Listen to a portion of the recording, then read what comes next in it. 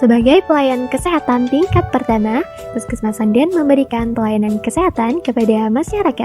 Salah satunya adalah pelayanan gizi. Pelayanan gizi dalam gedung di Puskesmas Sandan dilayani di Poli Gizi. Pelayanan tersebut meliputi konseling gizi. Selama ini, Poli Gizi Puskesmas Sandan memberikan pelayanan konseling gizi kepada ibu hamil, calon pengantin, dan pasien dengan penyakit tidak menular seperti hipertensi, diabetes mellitus, pasien dengan asam urat tinggi, dan sebagainya. Selain itu, juga melayani beberapa konseling gizi pada balita. Semua masyarakat di wilayah kerja Puskesmas Sandan dapat melakukan konseling gizi di Poli Gizi Puskesmas Sandan loh. Dalam rangka pencegahan stunting di wilayah kerja Puskesmas Sandan, kami membuat program konseling baru, yaitu konseling gizi rematri, konseling gizi remaja putri.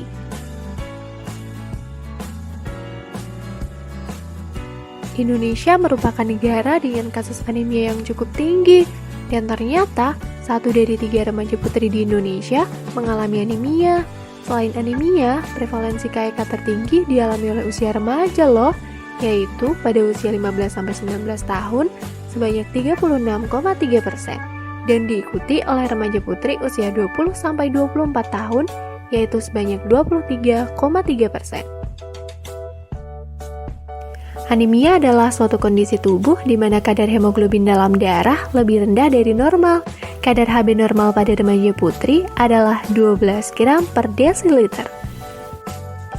Lalu, apa yang terjadi pada tubuh kita saat anemia? Saat tubuh mengalami anemia, sel-sel tubuh tidak mendapat cukup oksigen. Mengapa? Karena di dalam sel-sel darah merah, Hb lah yang berfungsi mengikat dan mengedarkan oksigen ke seluruh tubuh. Jadi, bila kadar Hb rendah, jumlah oksigen yang diedarkan ke seluruh tubuh akan tidak cukup. Makanya, badan akan terasa lemah dan mudah mengantuk. Sebaliknya, bila tubuh tidak anemia, sel-sel tubuh akan mendapat cukup oksigen karena sel darah merah kita mengandung Hb yang cukup.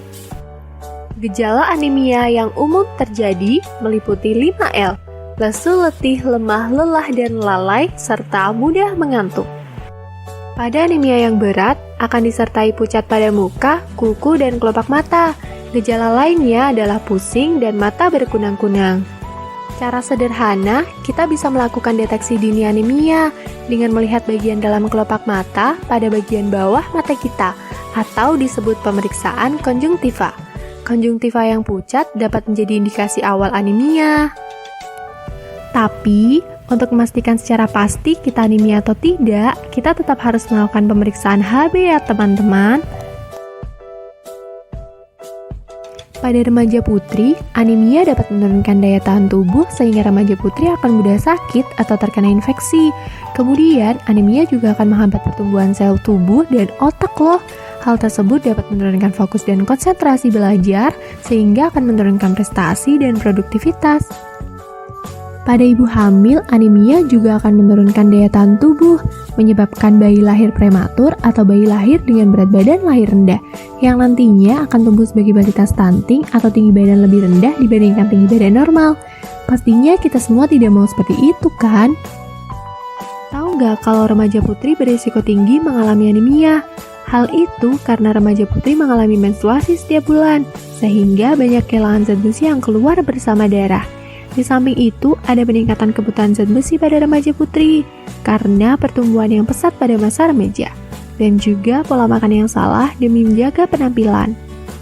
Pola makan yang salah pada remaja putri juga dapat mengakibatkan KEK loh. KEK atau kurang energi kronis adalah keadaan di mana remaja putri atau wanita mengalami kekurangan gizi, yaitu kalori dan protein, yang berlangsung lama atau menahun. Seseorang dikatakan menderita risiko KEK jika lingkar lengan atas kurang dari 23,5 cm. Mengapa remaja putri bisa mengalami KEK?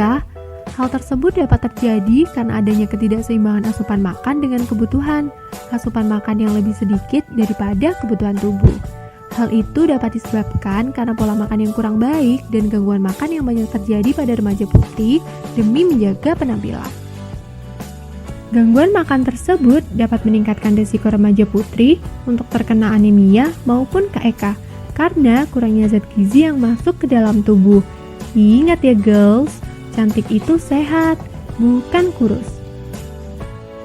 Pada masa remaja, KEK dapat meningkatkan risiko penyakit infeksi dan gangguan hormonal. Dan jika KEK berlanjut sampai masa hamil, maka akan meningkatkan risiko keguguran, kematian ibu dan bayi, serta dapat meningkatkan risiko melahirkan bayi dengan berat badan lahir rendah, yang juga dapat meningkatkan risiko anak untuk tumbuh menjadi balita stunting.